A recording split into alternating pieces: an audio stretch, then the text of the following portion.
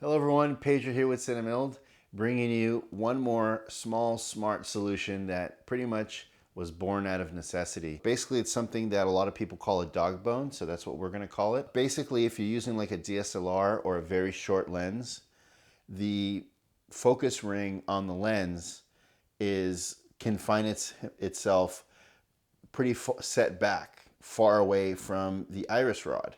And so what happens is your focus motor is pretty far away from where it needs to be, and it can't actually get back to where it needs to go because it ends and there's the dovetail. So the only way to do that is with this dog bone. We have two different lengths.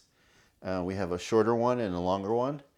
And basically it comes with a piece of iris rod, although you can use any iris rod you have, standard 15mm iris rod. And what it does is once you attach it to the front of your camera dovetail, you attach it to one of the iris rods, and then you attach a second iris rod going backwards.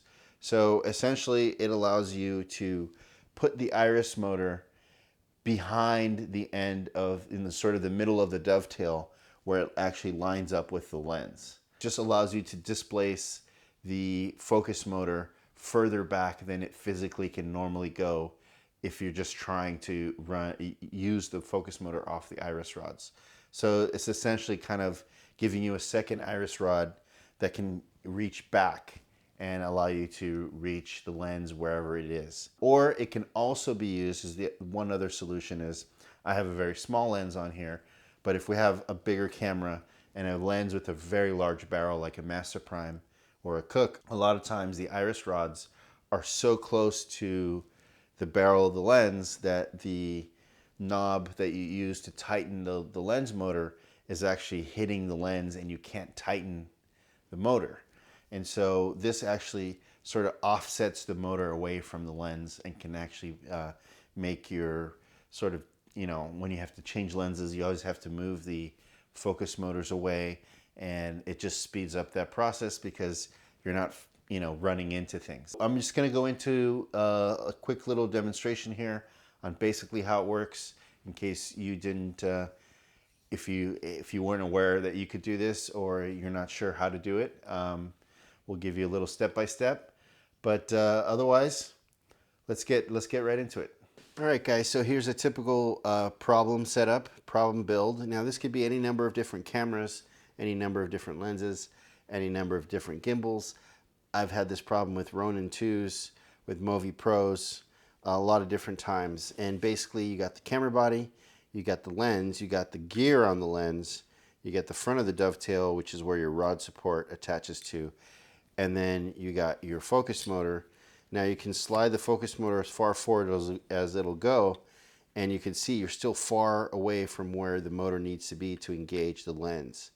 So the only way to get the motor where it needs to be is to actually use the dog bone and essentially reverse the direction and the placement of the rod. So let's slide that out. We can slide in our dog bone. There we go. And so you can alter this angle. So if you have a really large diameter lens barrel, which is the other reason you might want to use the dog bone, you would space that out like that, or you can stand it up. Either way, whatever position works. So just slide a longer rod in there, and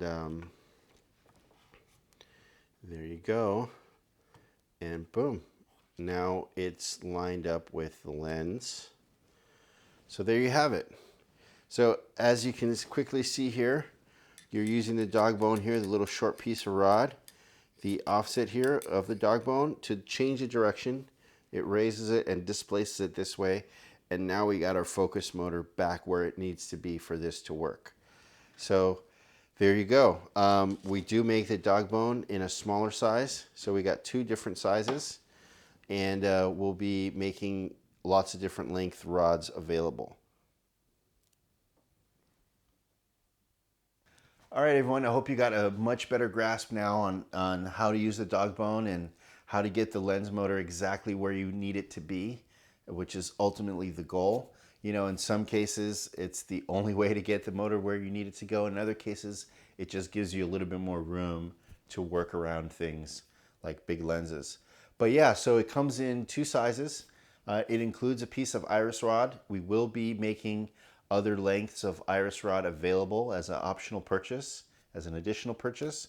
You can, of course, get it on our website or any one of our vendors around the world. Make sure to follow us on Instagram and Facebook so you can find out the minute we got new products out. We're working on a lot of cool stuff.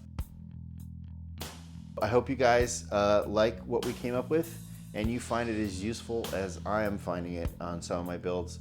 So thanks a lot, and I'll see you on set.